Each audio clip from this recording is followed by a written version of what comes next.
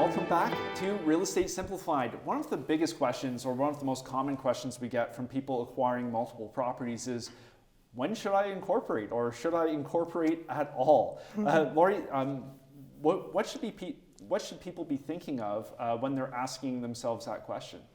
Yeah, so I think, again, as most things, it's very situational. So it's going to depend on what else you have going on in your life. Do you have other businesses? Do you need asset protection? That's sort of the main reason that I see people incorporate is, let's put my rental properties into a corporation or purchase them within a corporation and get some sort of legal protection there versus just holding them personally. Yeah, and not having all your eggs in one basket, so to speak. Yeah, and I've seen, especially if you've maybe do some consulting or do some sort of other work that maybe relates to real estate, but you do really want to keep those endeavors separate, especially if you were ever to get sued for whatever reason, you want to keep the actual physical assets in a separate entity. For sure, it's not uncommon for somebody to have their own property management corp, and then also have another entity hold some real estate, and they'll divvy up the portfolio just to give themselves that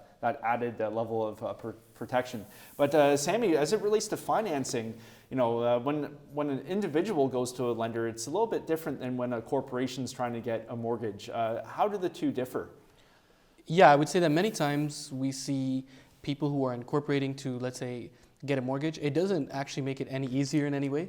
A lot of the times it's probably more simple just to do it in the personal name. Again, this is just talking about the average Joe family, maybe with 1 or 3 rentals. For those who are doing it as a hobby or that kind of a thing, it all really depends on what the situation is. And what I mean by that is, for example, I do flip some properties through my organization.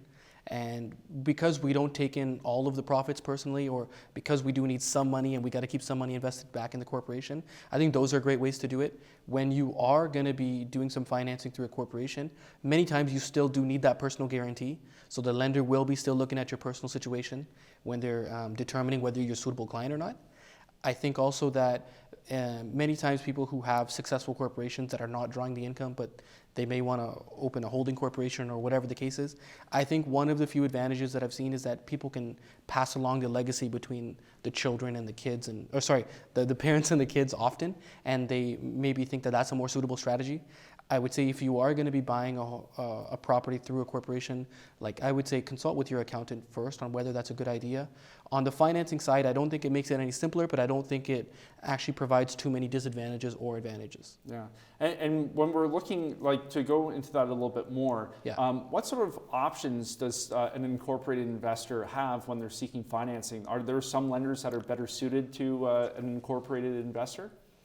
You know what? I think the big banks do a great job at providing real estate or mortgage financing through a corporation.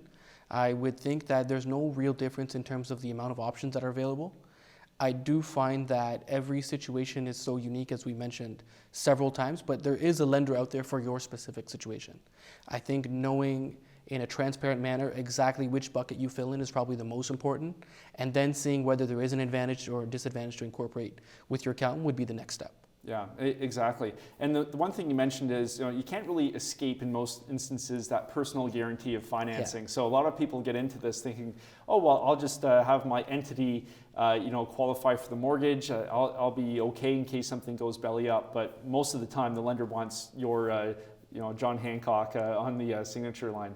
You know what? At the end of the day, it does make sense. So although there's a corporation form, there is still a person behind the corporation making the decisions. Yeah. There is still a person behind the corporation who is either a strong creditor or a poor creditor, and for that reason, a lot of the times a personal guarantee is required. In a few instances, we have seen very high producing businesses that will purchase only through the corporation without a personal guarantee, but they've got a very strong, proven, and very thick track record of what that corporation has done in the past, and that's what allows them to finance many, many properties outside of needing a personal guarantee. But I would say, 90-95% of the transactions we do, there is a personal guarantee required. Yeah.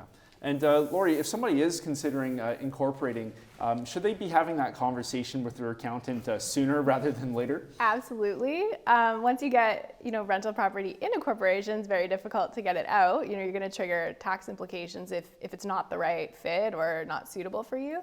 So certainly before you purchase or before you enter into a contract is, I think, the best time to reach out to your accountant and talk about what's going to make sense. And, I would agree that, for one property, it's probably not, but it could be the right solution for you. But it's usually not. There's fees for setup, there's maybe additional fees for compliance every year. But as you start to increase your real estate holdings, then it's time to have that conversation. Yeah, exactly. And I always say you want your surprises up front rather than later on down the road. Yeah. So have that conversation. Absolutely. Yeah, no, that's great. Well, Lori, Sami, thanks so much for joining us today.